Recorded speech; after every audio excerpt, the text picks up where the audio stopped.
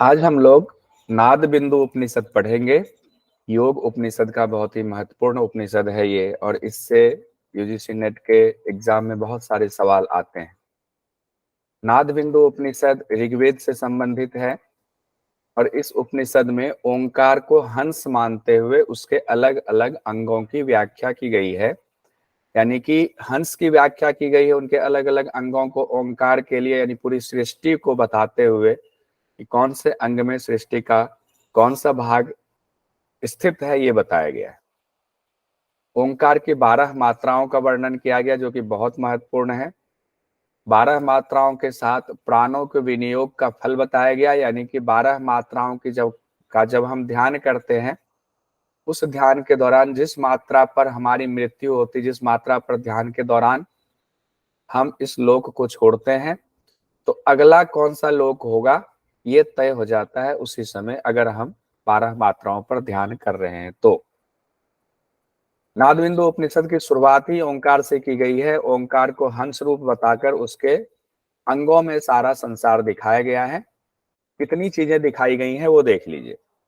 पहले तो 4 मात्रा दिखाया गया है। 4 मात्रा ओंकार के बताए गए हैं। वो 4 मात्रा हैं अकार, उकार, मकार और अर्धमात्रा। 4 मात्रा तो ये हो गए। उसके बाद 3 गुण उसी हंस में दिखाया गया, यानी ओंकार रूपी जो हंस बताया गया उसमें दिखाया गया है। 3 गुण हम जानते हैं, सत्वगुण, रजोगुण, तमोगुण। उसके बाद धर्म और अधर्म को बताया गया है कि धर्म का स्थान कौन सा है, धर्म का स्थान कौन सा है उस हंस के रूप में। और 7 लोक के बारे में बताया गया है कि 7 लोक की तुलना किस अंग से की जाए। तो 7 लोक है भू, भुवः, स्वः, मह, जनः, तपः और सत्यलोक। ये 7 लोक है। इस तरह से हो गए 4, 3, 7, 2, 9, 7, 16, यानी कि हंस के 16 अंगोपांग की चर्चा की गई है। अब हंस को हम देख लेते हैं एक बार फोटो के साथ, तो हमें अच्छा रहेगा, सब समझ में आ जाएगा। एक एक करके देख लेते हैं। देखिए ये जो हंस है, इस हंस में इसी को ओंकार कहा गया, अभी हम लोगों ने देखा। तो सबसे पहले 4 मात्रा की बात की गई है, वो 4 मात्रा देख लेते हैं। पहली मात्रा है अकार, उकार, मकार और अर्धमात्रा, यानी पहली अकार, दूसरी उकार, तीसरी मकार, चौथी अर्धमात्रा। इसी तरीके से अकार दायां पंख, उकार बायां पंख, मकार हंस की पूंछ है, अर्धमात्रा हंस का शीर्ष है। तो ये एक तरह से ओंकार ही है, ओंकार की व्याख्या की गई। तो मकार जो है, अगर इसको ओम लिखे, ओम लिखते ना, आ उ मा, या ओम लिखते हैं, ऊपर अर्धमात्रा भी लगाते हैं। तो अर्धमात्रा तो ऊपर है तो वो शीर्ष ही हो गया, ऐसे याद हो जाएगा। मकार म सबसे लास्ट में आता है, उसको पूंछ मान लेंगे। अकार और उकार, अकार से शुरुआत हो रही तो दाहिना भुजा मान लेंगे, उकार से हो रही तो बायां मान लेंगे। इस तरह से हंस की चर्चा 4 मात्रा की हो गई। 3 गुण की चर्चा देखते हैं। 3 गुण का स्थान कहाँ बताया गया है उस हंस में, यानी ओंकार रूपी हंस है ये।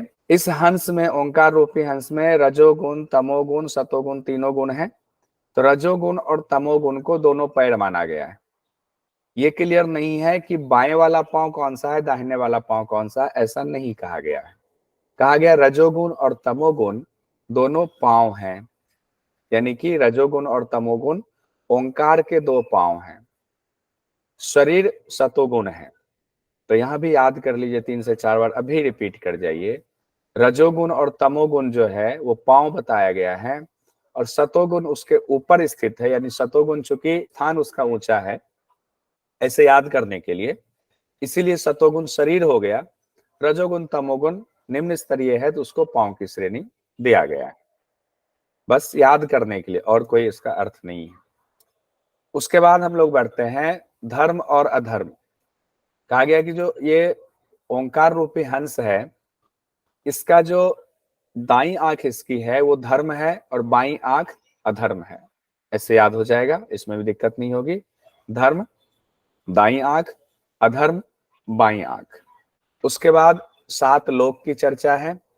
7 लोक हम लोग देख लेते हैं, यानी इस ओंकार रूपी हंस में 7 लोक कहाँ कहाँ स्थित है? पहले तो लोक का सीक्वेंस हम लोगों ने देखा था, भू, भुव, स्वः, मह, जन, तप और सत्य, ये सीक्वेंस था।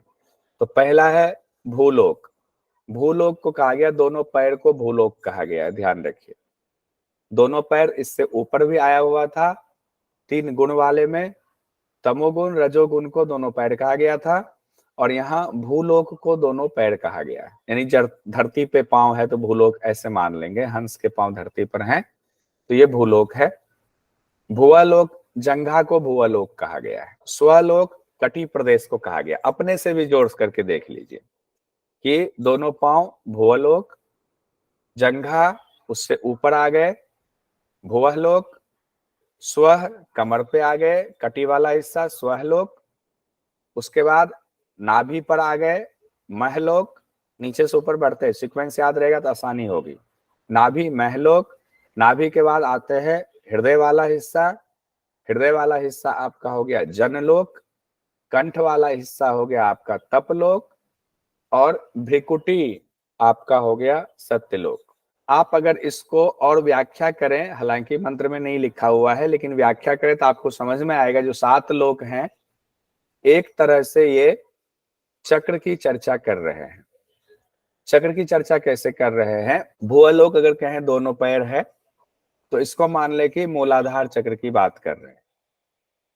उसके बाद कहा गया भुवलोक जंघा, जंघा को मान ले कि ये स्वाधिष्ठान चक्र की बात हो रही है। चक्र से जोड़ते हुए अगर आप याद रखने के लिए आसानी होगी। कटी प्रदेश उसके बाद एक बीच में छोड़ देंगे, इसको स्वहलोक मान लेंगे, और उसके बाद नाभि वाला हिस्सा जो है वहां एक मान लेंगे मणिपुर चक्र में महलोक, हृदय अनाहत हो गया जनलोक, कंठ वाला हो गया तपलोक, और भ्रिकुटी वाला स्थान हो गया सत्यलोक। इस तरह से हमारे 16 चीजों की चर्चा हो गई, 16 अंगोपांग की चर्चा हो गई, जिसमें तकरीबन पूरे ब्रह्मांड को समा दिया गया है। अब इसको एक बार फिर से देखते हैं याद करने के लिए, बार बार सामने आएगा तो याद हो जाएगा हमारा। 4 मात्रा और 3 गुण देखिए, और धर्म अधर्म भी देखिए। तो 4 3 7 2 9 यहाँ पर देखते हैं हम लोग। इसमें कहा गया है 4 मात्रा जो है अकार, उकार, मकार और अर्धमात्रा। अकार दायां पंख, उकार बायां पंख, मकार पूंछ, उसके बाद अर्धमात्रा शीर्ष। उसका 3 गुण में कहा गया है रजोगुण तमोगुण दोनों पैर, शरीर हो गया सतोगुण, धर्म और अधर्म दाई आंख और बाई आंख। यहां तक हमारे 9 अंगोपांग की चर्चा हुई। अब 7 लोक को जो अभी हम लोगों ने देखा उसको फिर से देखते हैं। दोनों पैर भूलोक, जंघा भुवलोक, कमर स्वहलोक, कमर से ऊपर नाभि महलोक, हृदय हो गया जनलोक, कंठ तपलोक, भ्रिकुटी सत्यलोक। अब इसी को एक साथ 16 अंगोपांग को देख लीजिए। आप में से किन्हीं से बुलवा लेते हैं, 2-3 लोगों से, बाकी लोग भी माइक ऑफ करके बोलते रहिएगा। सीक्वेंस में बोलना है। सीक्वेंस क्या होगा? 4 मात्रा, 3 गुण, धर्म अधर्म, 7 लोक, यही सीक्वेंस में है। इसको सीक्वेंस में जानने के लिए सबसे पहले मैं रजनीश जी से शुरू करते हैं। रजनीश जी एक बार सीक्वेंस में, फोटो आपके सामने है, इसकी व्याख्या कीजिए। एक एक लाइन में खटाखट बढ़िए। अकार दायां पंख, उकार बायां पंख, मकार पूंछ और अर्धमात्रा हंस का शीर्ष है। अकार रूपी हंस में 3 गुणों का वर्णन है। जो रजोगुण तमोगुण है वो पैर है। कौन सा पैर है ये नहीं बताया गया, लेकिन दोनों पैर हैं। और शरीर जो है ऊपर का वो सत्वगुण गुण है। ओंकार रूपी हंस में धर्म दाई आंख और अधर्म को बाई आंख बताया गया है। ओंकार रूपी हंस में 7 लोक का वर्णन किया गया है, स्थिति बताई गई है। उसमें पैर से चलते हैं, पैर में भू लोक, दोनों पैर में भू लोक है। उसके बाद जंघाओं में आते हैं तो भुआ लोक, कमर पे आते हैं तो स्व लोक, नाभि पे आते हैं तो मह लोक, और उसके बाद हृदय पे आते हैं तो जन लोक, और कंठ पे आते हैं तो तप लोक, और भ्रिकुटी पे आते हैं तो सत्य लोक। ये हमारी 16 मात्राओं। बहुत सुंदर। अब किसी से नहीं पूछते, अब जो है सब लोग एक साथ बीच बीच में बोलेंगे। ये मैंने लिखा भी हुआ है, class work for students for live session. ये बताइए आकार कौन सा है, आकार क्या होगा? राइट विंग दायां पंख। ऑफ हंस। दायां पंख। देखिए ऐसे याद हो जाएगा, बोल रहे सब लोग भागीदारी कीजिए तो अच्छा रहेगा। उकार, बायां पंख। बायां बायां पंख। बायां पंख। निक्की जी बताइए मकार, पूंछ। पूंछ। अर्धमात्रा, सिर सर। सुब्रा जी बताइए सत्वगुण। शरीर, हंस का शरीर। बहुत सुंदर। शालिनी जी बताइए रजोगुण। पैर है रजोगुण और तमोगुण। यानी रजोगुण और तमोगुण दोनों पैर कहा गया। बहुत सुंदर। मीनाती बेहरा जी बताइए धर्म। दाएं का धर्म बायां का। अजय जी बताइए भू किसको कहा गया? भू बोला गया दोनों पैर को। सोनू जी बताइए भुवा किसको कहा गया है? जंघा को। स्व किसको कहा गया है? उसके बाद कमर, उसके बाद कमर के बाद नाभि आता है। ठीक ना, ऐसे सीक्वेंस में बढ़ेंगे तो आ जाएगा। ठीक है ठीक। भावेश जी बताइए मह, मह कौन सा हुआ? नाभि। जन कौन सा हुआ? जनः हृदय। तपहलोक, तपहलोक। कंठ। कंठ। कंठ। कंठ। तपलोक कंठ। सत्यलोक, भ्रुकुटी। भ्रुकुटी। भ्रुकुटी। भ्रिकुटी। तो इस तरह से देखिए कैसे पढ़ेंगे ना तो याद हो जाएगा। अब उसके बाद जब ये हम लोगों ने पढ़ लिया तो आगे बताया हुआ है जो साधक ओंकार की श्रेष्ठ विधि से इस प्रकार मनन चिंतन करता है, यानी ओंकार को ही पूरी सृष्टि मानता है, उनसे अलग कुछ मानता नहीं, ओंकार में ही सब कुछ है, वही पर ब्रह्म है। इस तरह मनन चिंतन करते हुए जो ओंकार की उपासना करता है वो सहस्त्रों करोड़ों पापों से निवृत्त होकर मोक्ष पद को प्राप्त करता है। ओंकार के चार मात्रा हम लोगों ने पढ़ा, अकार, उकार, मकार और अर्धमात्रा। तो इसके देवता भी बताए गए हैं, नाद बिंदु उपनिषद में अलग हैं। अकार के देवता बताए गए हैं अग्नि है, ध्यान रखिएगा। उकार के देवता वायु को बताया गया है, मकार के देवता सूर्य को बताया गया है और अर्धमात्रा का देवता वरुण को बताया गया है। ये हम लोगों को याद करना पड़ेगा, थोड़ा सा अलग है। अकार, उकार, मकार और अर्धमात्रा, अग्नि, वायु, सूर्य और वरुण। अग्नि, पहले आग ही लगा दीजिए सबसे पहले, फिर हवा चलेगी और आग बढ़ती जाएगी तो सूर्य के समान प्रकाशमान हो जाएगा। फिर वरुण देव आएंगे, वरुण देव आकर के आग बुझा देंगे। तो इस तरह से चारों देवताओं का है। अब यहाँ पर ये चारों जो बताया गया बड़ा सुंदर है कि चारों मात्राओं में से हर एक मात्रा तीन तीन कला के रूप में है, हर मात्रा में तीन तीन कला समाहित है। तो चार मात्रा हुआ, तीन तीन कला हो गए तो कितने हो गए? 12 कला। तो ओंकार 12 कला से युक्त है। अगर एग्जाम में आ जाए ओंकार कितनी कलाओं से युक्त है तो ओंकार 12 यानी कि 12 कलाओं से युक्त है। हर मात्रा में तीन तीन कला रूप है। धारणा, ध्यान आदि के द्वारा इसे जानने का प्रयास करना चाहिए। जो 12 कला जो हम लोग कह रहे थे कि 12 मात्राओं की चर्चा की गई है, वो बेसिकली 12 मात्रा भी है, 12 कला भी उसको कहते हैं और 12 काल भी उसको कहते हैं। तो ओंकार के बारे में ये की गई है बात। अब इसको हम लोग देख लेते हैं अच्छे से। पहली मात्रा, दूसरी मात्रा, तीसरी मात्रा, चौथी मात्रा, पांचवी, छठी, सातवीं, आठवीं, नौवीं, 10वीं, 11वीं, 12वीं मात्रा। इससे संबंधित सवाल हर बार कोई ना कोई सवाल आता है कि ओंकार की तीसरी मात्रा का नाम क्या है, चौथी मात्रा का नाम क्या है, सातवीं मात्रा का नाम क्या है। पहली मात्रा यानी कि जो हम लोगों ने पढ़ा ना, चार, अकार, उकार, मकार और अर्धमात्रा, हम लोगों ने पढ़ा हर चारों के ही तीन तीन हैं। तो अकार के 3 हो गए, पहले, दूसरी, तीसरी। उकार के 3 हो गए, चतुर्थ, पंचम, छठी। मकार के हो गए 7वीं, 8वीं, 9वीं। अर्धमात्रा के 10वीं, 11वीं, 12वीं। अब नाम देख लीजिए। पहली मात्रा का नाम है घोषिनी, दूसरी मात्रा का नाम है विद्युन मात्रा, यानी विद्युत से जोड़ करके इसको देखेंगे, विद्युन मात्रा। तीसरी मात्रा का नाम है पातंगी मात्रा। चतुर्थ मात्रा का नाम है वायु वेगिनी। पंचम मात्रा का नाम है नामधेया। छठी मात्रा का नाम है ऐन्द्री। सातवीं मात्रा का नाम है वैष्णवी। आठवीं मात्रा का नाम है शांकरी। नौवीं मात्रा का नाम है महती। 10वीं मात्रा का नाम है धृति। 11वीं मात्रा का नाम है नारी। 12वीं मात्रा है ब्राह्मी, यानी ब्रह्म वाली जो बात है, ब्राह्मी वाली बात है, वो 12वीं मात्रा पर आकर के रुकेंगे। अब इसको याद करना है हम लोगों को, ये पूरा, इसमें कोई इफ एंड बट नहीं चलेगा, आपको याद करना ही पड़ेगा। इसको याद करने के लिए कहिए, पहले तो घोषणा की गई, घोषणा हुई कि बिजली जाने वाली है, विद्युत जाने वाली है। अब घोषणा होते ही घोषणा हुई और विद्युत चली गई। विद्युत चली गई तो बच्चों ने पढ़ाई छोड़ करके पतंग उड़ाने चले गए। पतंग उड़ाने गए तो वायु का वेग चल रहा था, अच्छा पतंग उड़ रहा था, और उसमें सब अपना अपना नाम कमा रहे हैं। नाम हो रहा है सबका, तो नाम धेया। किनका किनका नाम हो रहा है, तो अब वो नाम याद करना पड़ेगा। ऐन्द्री, वैष्णवी, शांकरी। फिर मम्मी ने नाम लेके बुला लिया कि आ जाओ घर, धृति, नारी, ब्राह्मी। अब फिर से देखिए, घोषणा हुई कि विद्युत चली गई है, बिजली चली गई है, विद्युत। फिर बच्चे पतंग उड़ाने चले गए, वायु के वेग में पतंग उड़ रही थी। नाम क्या हुआ, नाम होने लगा, जो जो पतंग उड़ा रहे थे। नाम कमाया किस किस ने? ऐन्द्री, वैष्णवी, शांकरी ने। फिर महती माता ने बुलाया, धृति, नारी, ब्राह्मी आ जाओ। ये हमने कोशिश की एक फॉर्मूला बनाने की, याद रखने के लिए।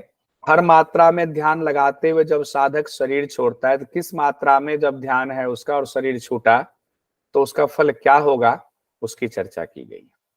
कहते हैं पहली मात्रा, मान लिया आप ध्यान लगा रहे हैं और पहली मात्रा में है और आपका जो है, आपने प्राण त्याग दिया, उसी स्थिति में आपके, या प्राण त्यागने के दौरान आपकी वो स्थिति थी कि पहली मात्रा में आपका ध्यान लगा हुआ था। ये 12 मात्रा है। तो कहते हैं पहली मात्रा में होने पर क्या होगा, भारतवर्ष में सार्वभौमिक चक्रवर्ती सम्राट के रूप में जन्म लेगा। पहली मात्रा का ही इतना घोर जो है बताया गया, इतना विशद उसकी जो है उसका फल बताया गया है। यानी कि अगर इसको पहली मात्रा घोषणी नाम था, अगर इससे जोड़कर देखें याद करने के लिए, तो घोषणा हो गई कि आप पहली मात्रा तक आप पहुंच गए थे, तो घोषणा हो गई आप चक्रवर्ती सम्राट बन के पैदा होंगे। कहां पर? भारतवर्ष में। दूसरी मात्रा आकार से ही संबंध, 3 मात्रा तो आकार में ही आएगा। दूसरी मात्रा ओंकार की, उसमें अगर आपकी मृत्यु हुई, आपने शरीर त्यागा और आपकी स्थिति दूसरी मात्रा तक पहुंच गई थी, तो आप मनुष्य से ऊपर उठेंगे, चक्रवर्ती सम्राट से ऊपर। आप महान यक्ष के रूप में उत्पन्न होंगे, विद्युत मात्रा की तरह, विद्युन मात्रा, महान यक्ष के रूप में आप उत्पन्न होंगे। तीसरी मात्रा, आप तीसरी मात्रा तक पहुंच गए थे और आप तीसरी मात्रा में शरीर छूट गया, तो आप अगला जन्म जो होगा विद्याधर के रूप में होगा। चतुर्थ मात्रा में आपकी स्थिति आई और आपने शरीर त्याग दिया, तो गंधर्व के रूप में आपका जन्म होगा। 5वीं मात्रा में अगर हमारी मृत्यु होती है, तो हम तुषित नामक देवों के साथ निवास करते हुए चंद्रलोक में सम्मानित होते हैं। नाम धेया में देखिए, नाम कमाएंगे। तुषित नामक देवों के साथ निवास करते हुए चंद्रलोक में सम्मानित होते हैं, नाम धेया। 6ठी मात्रा, इसमें जब हमारी मृत्यु होती है तो देवराज इंद्र के सायुज्य पद को प्राप्त करते हैं। ऐन्द्री, ये भी आसानी से याद रहेगा, ऐन्द्री है 6ठी मात्रा, अगर आपको याद है तो उसका जो फल बताया गया है, देवराज इंद्र के सायुज्य पद को आप प्राप्त करेंगे अगर वहां तक। 7वीं मात्रा तक अगर आप पहुंच गए तो कहा गया वैष्णवी, इसका था 7वीं मात्रा में नाम। कहते हैं भगवान विष्णु के पद वैकुंठ धाम को प्राप्त कर जाएंगे। 8वीं मात्रा शांकरी कहा गया है उसको। 8वीं मात्रा में होंगे शिव के धाम रुद्र लोक में आपकी स्थिति हो जाएगी, वहां आपका जन्म होगा। 9वीं मात्रा के बारे में कहा गया है, महती उसका नाम है, तो कहा गया महलोक में आपका जन्म होगा। 9वीं मात्रा की स्थिति थी और आपने शरीर त्याग दिया, तो आप महलोक में जन्म होगा। 10वीं मात्रा है जनलोक में आपका जन्म होगा, धृति इसको कहा गया है नाम। 11वीं मात्रा, इसमें कहा गया है तपोलोक में जन्म होगा, इसका नाम नारी बताया गया था। 12वीं मात्रा, ये भी याद करने में आसानी रहेगी, ब्राह्मी कहा गया है नाम, तो ब्रह्मलोक को प्राप्त करता है, शाश्वत ब्रह्मलोक को। 12वीं मात्रा की स्थिति तक हम पहुंचे और हमने शरीर त्याग दिया, वहां पर जाकर के हम ब्रह्मलोक को पहुंच गए। उसके बाद योग युक्त कौन है, इसकी चर्चा की गई है। कहते जब श्रेष्ठ साधक का मन सभी इंद्रियों, तीनों गुणों से परे परम तत्व में विलीन हो जाता है, तब वह उपमा रहित कल्याणकारी शांत स्वरूप हो जाता है। ऐसे उच्च स्थिति में पहुंचे हुए साधकों को योग युक्त कहा जाता है। अब इसी में कहा गया है कि आपके प्रारब्ध कर्म भी हैं। प्रारब्ध कर्मों को कैसे खत्म करेंगे, क्योंकि प्रारब्ध कर्म तो कई जन्मों के, हजारों जन्मों के प्रारब्ध कर्म हैं। तो कहते हैं जैसे ही तत्व ज्ञान आपका प्रकट होता है वैसे ही प्रारब्ध कर्म का क्षय होना शुरू हो जाता है, क्षय हो जाता है। तो कहा गया प्रारब्ध कर्म कौन से हैं, मंत्र में कहा गया है जो पिछले कई जन्मों में किए हुए आपके कर्म हैं, चाहे अच्छे कर्म चाहे बुरे कर्म, दोनों ही आएगा, चाहे मिश्रित कर्म हो, क्षय हो जाएगा। जैसा कि स्वप्न लोक की चीजें असत होने के कारण जागने पर विलुप्त हो जाते हैं। जैसे आप सोए, आपने सपना देखा, महल में बैठे हैं, पूरी सब्जी खा रहे हैं, जलेबी खा रहे हैं, जागने के बाद वो असत था क्योंकि वो सच्चाई नहीं थी, स्वप्न लोक की बात थी, जागे तो वो विलुप्त हो गया। वैसे ही ज्ञानी के लिए जब उसको तत्व ज्ञान होता है तो जन्म जन्मांतर की जो चीजें थी, उनकी जितने भी कर्म थे प्रारब्ध, और जितने चीजों से वो बंधा हुआ है, मोह माया, ये जितनी भी चीजें हैं, वो उसके लिए स्वप्न के समान अतीत की बात हो जाती है। लगता है सब कुछ स्वप्न है, हम तो विशुद्ध परमात्म तत्व में मिलने वाले। प्रारब्ध कर्मों के समाप्त होने पर क्या होगा, तो कहते हैं प्रारब्ध कर्मों के समाप्त होने पर शिव के कल्याणकारी स्वरूप परब्रह्म का प्रादुर्भाव उसी तरह होता है जैसे बादलों के छटने पर सूर्य देव का प्रकाश आता है। जब तक बादल है सूर्य देव का प्रकाश नहीं आता है, छटा वो रोक के रखता है।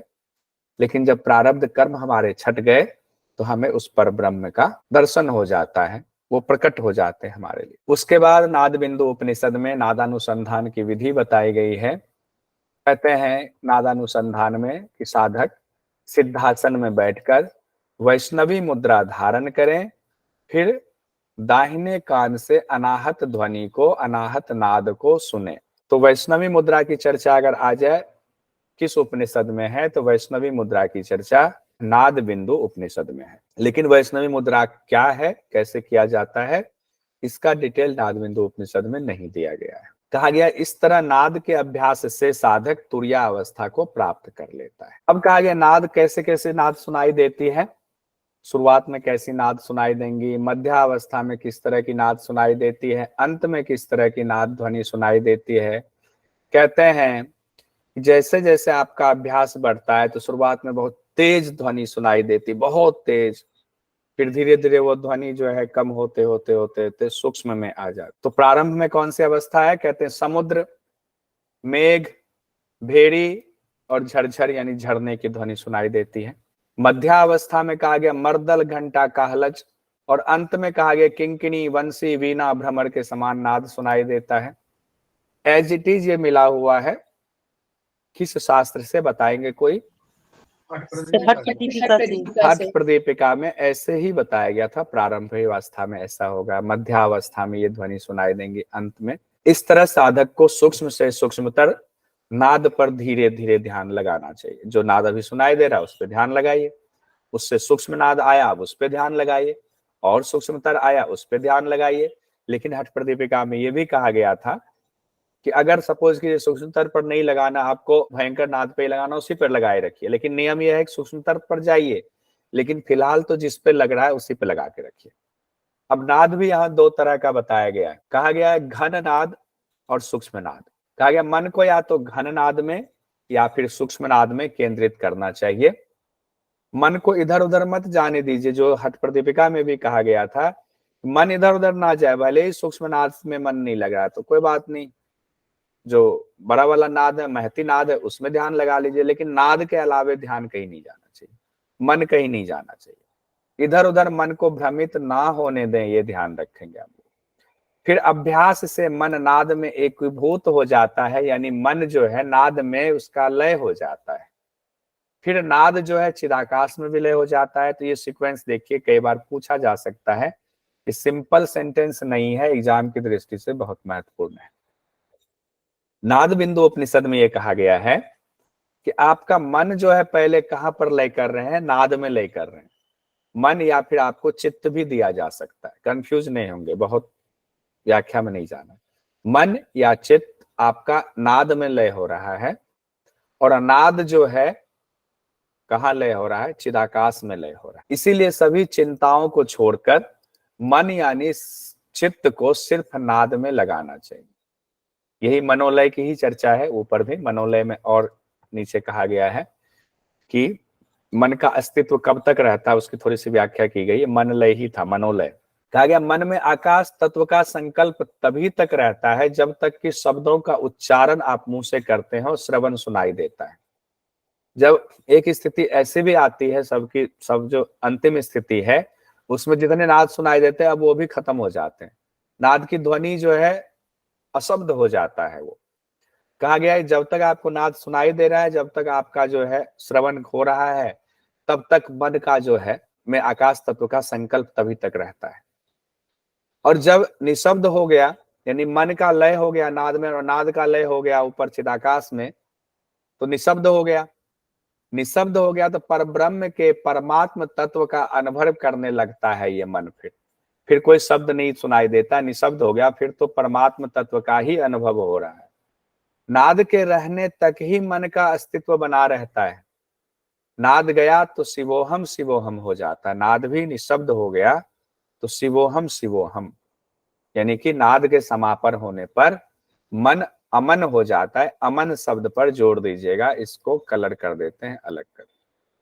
अमन कब हो जाता है? नाद के समाप्त होने पर मन जो है अमन हो जाता है। कहते हैं जब मन अमन हो गया यानी आप परमात्म तत्व में मिल गए, यानी आपको समाधि मिल गई, तब आपकी स्थिति कैसी होगी? आप तो योगी हैं, आप योगी की स्थिति कैसी होगी? कहते हैं योगी तब जागृत स्वप्न सुषुप्ति आदि सभी अवस्थाओं से मुक्त होकर सभी चिंताओं से रहित हो जाता है। अब उसको कोई चिंता नहीं, जागृत स्वप्न सुषुप्ति सारी अवस्थाओं से मुक्त हो गए। योगी मृतवत हो जाता है, तब वह शंख दुदुम्भी जैसे नाद का श्रवण भी नहीं करता। अब तो ब्रह्म में ही लीन, तो अब उसके सामने आप ढोलक बजाओ चाहे नगाड़े बजाओ, ब्रह्म में लीन, उसको कुछ सुनाई नहीं देता है। कुछ सेकंड्स के लिए तो हम लोगों के साथ भी ऐसा होता है ना, कई बार कोई जोर से बोल रहा है, हम किसी चीज पर इतना ध्यान लग जाता है, कहता है इतनी देर से आवाज दे रहे सुन नहीं रहे हो क्या? अब उनको कैसे समझा चौकता, हाँ अच्छा हाँ बोलो क्या बात है, तो कहीं पर चला गया। वो जो थोड़ी देर के लिए हुआ, योगी के लिए वो तो हमेशा की स्थिति हो जाती है, यानी जब आपके परब्रह्म में आप लीन हो गए। जब मन अमन हो जाता है तो वह चेष्टा रहित हो जाता है, कोई चेष्टा नहीं करता। अब किसी और चीज की चेष्टा तो हम आप जैसे लोग करेंगे कि नेट निकालने की चेष्टा होनी चाहिए, क्लास ज्वाइन करने की चेष्टा होनी चाहिए, खाने की चेष्टा है, ऑफिस जाने की चेष्टा है। उनके लिए कोई चेष्टा नहीं है, क्योंकि मन अमन हो गया है। ना उनको ठंड लगेगी, ना उनको गर्मी लगेगी, ना उनको सुख का अनुभव होगा, ना उनको दुख का अनुभव होगा। योगी मान अपमान से परे हो जाता है, वह तुरीयावस्था में सदैव स्थित हो जाता है। ठीक है, तुरीयावस्था में स्थित हो जाता है। अब इसमें से कुछ महत्वपूर्ण सवाल हम लोग देख लेते हैं। सूची 1 और 2 को सुमेलित कीजिए। अक्टूबर 2022 में आया हुआ था। वायु वेगिनी छठी मात्रा, इंद्री कौन सी है? चतुर्थ महती, 11वीं, नारी 9वीं, ऐसे करके दिया हुआ है। बताइए अब वायु वेगिनी, अब फॉर्मूला याद कीजिए एक बार, तो बताइए पहला वाला वायु वेगिनी हो गया तो इसमें क्या होगा? बी हो गया, बी होगा सर। उसके बाद इंद्री ए, तीसरा महती डी, और ये हो गया सी। ये सवाल था नाद बिंदु उपनिषद में 12वीं मात्रा को कहा गया है। ये तो बहुत आसानी से याद रहेगा, 12वीं मात्रा वाले में याद करने में दिक्कत नहीं होगी, ये आसानी से याद हो जाएगा। तो नाद बिंदु उपनिषद में 12वीं मात्रा कहा गया है ब्राह्मी। उसके बाद है नाद बिंदु उपनिषद के अनुसार, ये थोड़ा सा है, इसको देख लीजिए। नाद बिंदु उपनिषद के अनुसार द्वितीय मात्रा का नाम विद्युन मात्रा है, द्वितीय मात्रा का नाम पातंगी है, 10वीं मात्रा को धृति कहा गया है, 10वीं मात्रा को ऐन्द्री कहा गया है, 12वीं मात्रा को ब्राह्मी कहा गया है। सही उत्तर का विकल्प कीजिए। तो द्वितीय मात्रा जो है घोषणा हुई कि विद्युत मात्रा सही है, सही है। पातंगिनी सही नहीं है। 10वीं मात्रा धृति है, सही है। सही है। ऐन्द्री हम लोगों ने अभी तो पढ़ा, ऐन्द्री नहीं है। हाँ वो 10वीं छठी है। तो उत्तर हो गया पहला बाकी मात्रा ब्राह्मी से ही है। पहला तीसरा पांचवा पांचवा, तो पहला तीसरा पांचवा सी सिक्स वाला में। ये सही आंसर हो। नवंबर 2020 में एक क्वेश्चन पूछा गया था, नाद बिंदु उपनिषद के अनुसार ओंकार की किस मात्रा में प्राण त्याग का फल ब्रह्मलोक की प्राप्ति है? बताइए कितना आसान। 12वीं। ब्राह्मी में हम लोगों ने कहा था ब्राह्मी 12वीं है और उसमें जो है ब्रह्मलोक की प्राप्ति होती है, तो आंसर हो गया आपका 12वीं वाला। नाद बिंदु उपनिषद के अनुसार ओंकार की 12वीं मात्रा रैस के नाम से जानी जाती है। ब्राह्मी ये क्वेश्चन पूछा गया था। ये बराबर है। ब्राह्मी से अधिकतर क्वेश्चन है जो हाँ, ब्राह्मी वाला ज्यादा क्वेश्चन आया हुआ है, ब्रह्म वाली बात है। 12वां ब्राह्मी। उसके बाद 2019 में ये क्वेश्चन पूछा गया, नाद बिंदु उपनिषद के अनुसार ओंकार की कितनी मात्राएं बताई गई? 12। यहाँ गलती देख कंफ्यूज करने के लिए 3 भी दिया गया है, अ उ म, लेकिन 3 तो है ही नहीं। 12 मात्राओं की चर्चा है, तो ये 12। निक्की जी ध्यान दीजिएगा, यहाँ पे आ गया ना क्वेश्चन के हिसाब से भी ये आया है। नाद उपनिषद के अनुसार ओंकार की कितनी मात्राएं बताई गई हैं? तो 12 मात्रा। 12 ये आपका सही उत्तर है। ये सर केवल नाद बिंदु में ही 12 मात्राएं हैं ना? हाँ बाकी सिर्फ, हाँ बाकी में नहीं है, इसीलिए ये बिल्कुल अनोखा। नाद बिंदु से बहुत क्वेश्चन आते हैं।